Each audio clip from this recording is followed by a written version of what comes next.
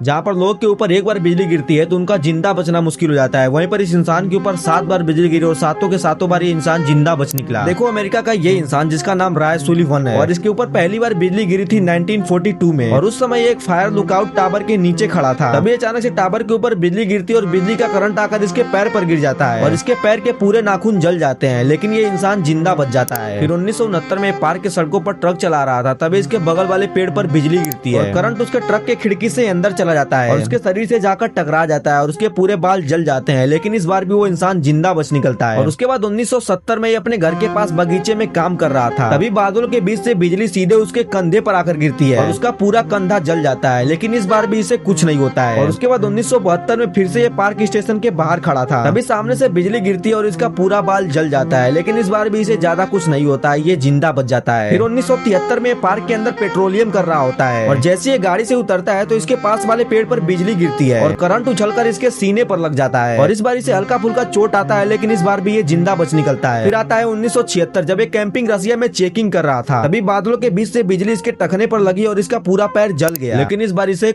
कुछ नहीं होता है, इस बार भी ये जिंदा बच निकलता है। और उसके बाद 1977 में जब ये झील के किनारे मछली पकड़ रहा था, तभी बिजली आकर इसके सिर पर गिरती है और इसका सीना और पेट जल जाता है, लेकिन हैरानी की बात तो यह है कि इस बार भी ये जिंदा बच निकलता है और इसी वजह से ये पूरी दुनिया में फेमस हो गया।